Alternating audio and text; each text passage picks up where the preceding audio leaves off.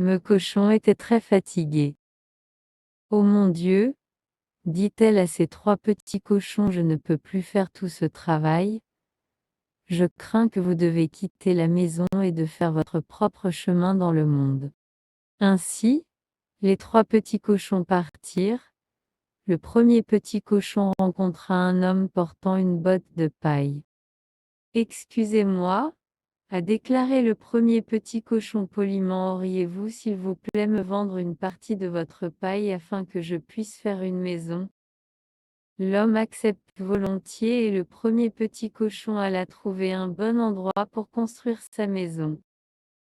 Les autres petits cochons effectuaient sur le long de la route et, bientôt, ils rencontrèrent un homme portant un faisceau de bâtons.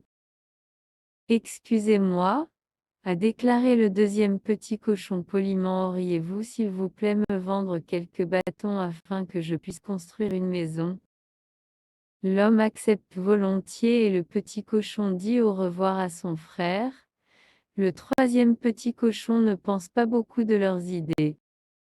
Je vais me construire un beaucoup plus grand, meilleur, plus fort maison, pensa-t-il, et réalisé sur la route jusqu'à ce qu'il rencontre un homme avec une charge de paniers de briques.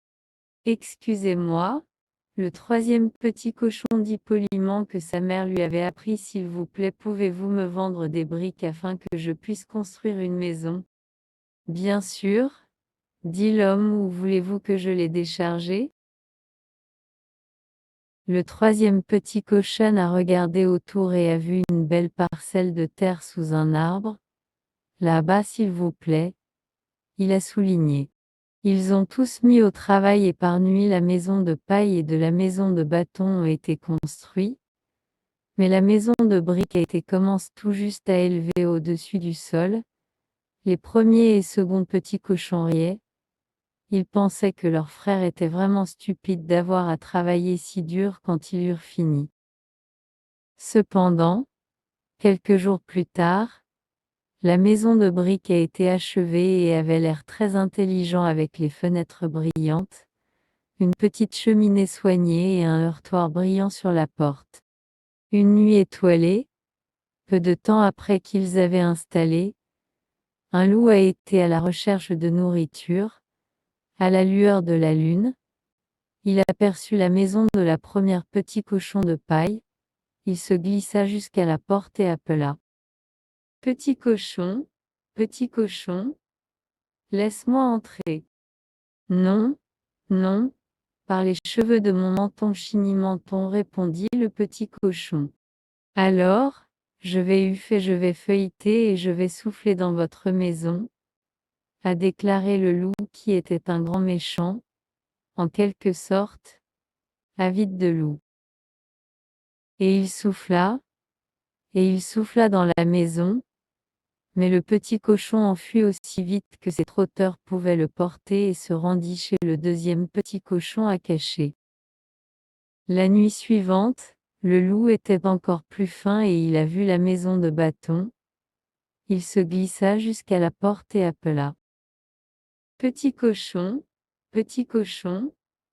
laisse-moi entrer. Oh non, pas par les cheveux sur mon menton chini-menton, a déclaré le deuxième petit cochon comme le premier petit cochon caché tremblant sous l'escalier. Alors, je vais feuilleter et je vais souffler dans votre maison, a déclaré le loup.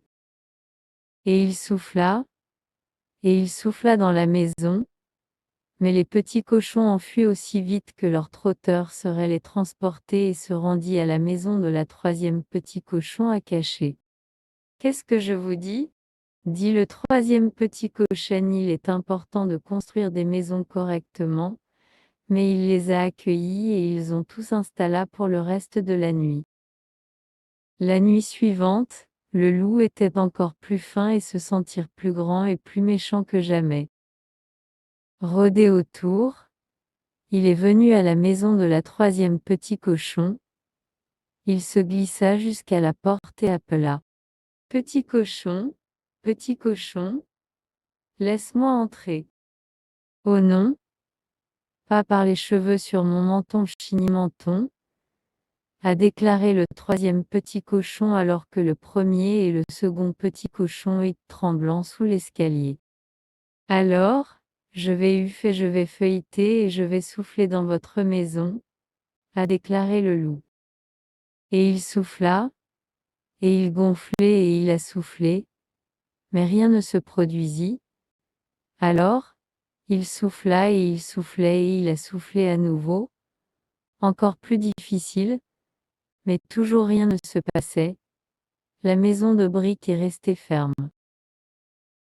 Le loup était très en colère et devient encore plus grand et encore plus méchant à la minute. Je vais manger vous tous, grogna-t-il, juste vous attendre et voir. Il rôdait autour de la maison en essayant de trouver un moyen.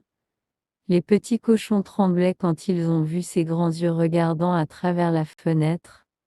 Ensuite, ils ont entendu un bruit de brouillage. Vite, vite, a déclaré le troisième petit cochon, il grimpait à l'arbre. Je pense qu'il va descendre la cheminée. Les trois petits cochons ont obtenu le plus grand pan qu'ils avaient, et remplirent d'eau et de le mettre sur le feu pour faire bouillir, tout le temps qu'ils pouvaient entendre le bruit du loup grimper à l'arbre, puis marcher le long du toit. Les petits cochons retinrent leur souffle. Le loup descendait la cheminée. De proche en proche, il est venu jusqu'à ce que, avec un énorme splash, il a atterri dans la casserole d'eau. Yo, y a-t-il crié et tiré en arrière par la cheminée, pensait sa queue était en feu. Le dernier des trois petits cochons ont vu du grand méchant loup était lui survolant la cime des arbres crispés, une queue très douloureuse. Donc, les trois petits cochons vivaient heureux ensemble pour toujours dans leur maison très intelligente de briques.